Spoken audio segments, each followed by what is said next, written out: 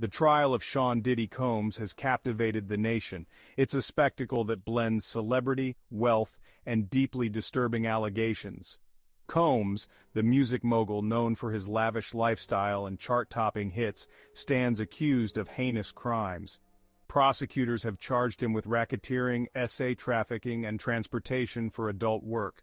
The charges paint a dark picture, one that clashes violently with the carefully curated image of Combs as a cultural icon. If convicted, he faces a potential life sentence, a stunning fall from grace for a man who once reigned supreme atop the music industry. The courtroom has become a stage for a different kind of drama. Gone are the bright lights and adoring fans. In their place, the harsh scrutiny of the legal system, the weight of evidence, and the unflinching testimony of witnesses. The prosecution alleges that Combs used his power and influence to coerce women into a life of adult servitude. They describe a pattern of abuse, manipulation, and exploitation, with Combs at the center of it all. The defense, however, presents a starkly different narrative. They argue that Combs is the victim of a calculated attempt to extort him, using his wealth and fame as leverage. The courtroom is packed, filled to capacity with journalists, legal teams, and curious onlookers. The air crackles with tension, every word uttered, every piece of evidence presented carrying immense weight. The trial is not merely about determining guilt or innocence, it's about power, accountability, and the often blurred lines between consent and coercion in the world of the rich and famous. As the trial unfolds, one thing is clear. The stakes couldn't be higher. This is about more than just Sean Combs. It's about the systems that enable abuse and the courage it takes to speak out against it. At the heart of the prosecution's case is Cassie Ventura, a woman whose life has been deeply intertwined with Combs's for years. Once romantically involved with the music mogul, Ventura is now 8 months pregnant and a key witness for the prosecution. Her testimony has been both harrowing and deeply personal, offering a glimpse into the alleged underbelly of Combs's world. Ventura alleges that she was subjected to years of essay and physical abuse at the hands of Combs. Speaking in a steady, sometimes tearful voice, Ventura has described a campaign of manipulation and control. She claims that Combs used his power and influence to isolate her, dictate her movements, and coerce her into participating in adult acts against her will. She has testified to being forced to engage in what she called freak-offs, adult encounters with male workers while Combs watched. These encounters, she alleges, were not acts of consensual pleasure but rather desperate attempts to appease Combs and avoid his wrath. Ventura has testified that she feared for her safety, claiming that Combs threatened her physically and used his connections to control her career. Ventura's pregnancy adds another layer of complexity to an already emotionally charged trial. The judge has granted her regular breaks during her testimony to accommodate her condition. These pauses, while necessary, disrupt the flow of the proceedings, underscoring the very real human toll of the allegations at hand. Ventura's willingness to speak out against Combs, despite her pregnancy and the intense public scrutiny it brings, is a testament to the seriousness of her allegations.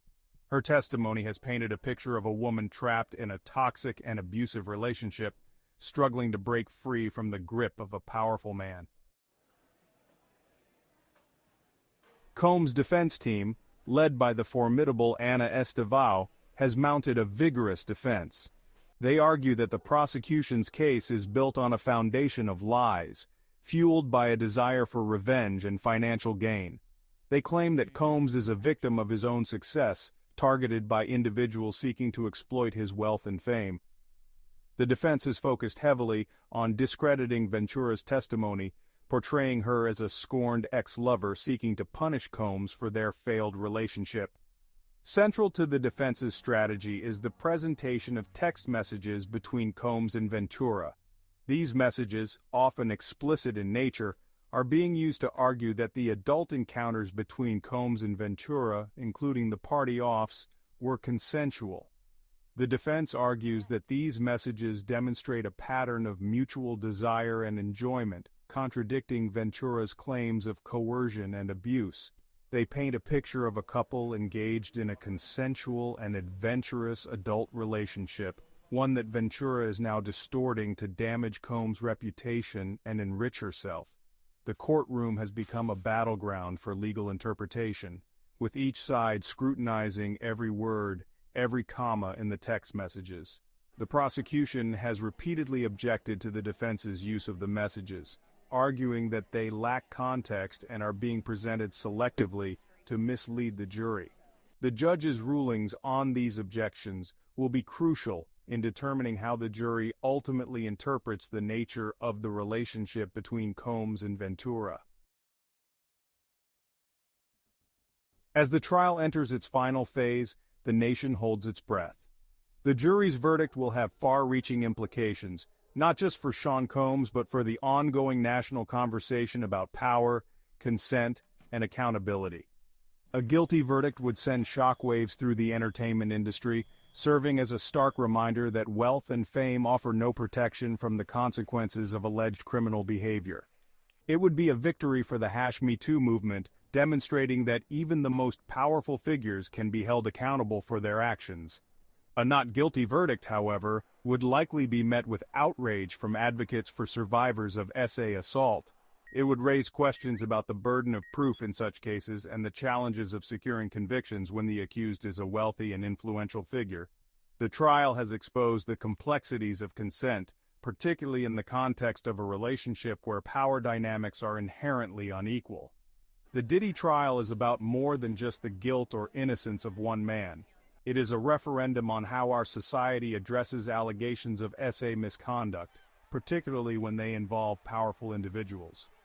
The verdict, whatever it may be, will reverberate far beyond the walls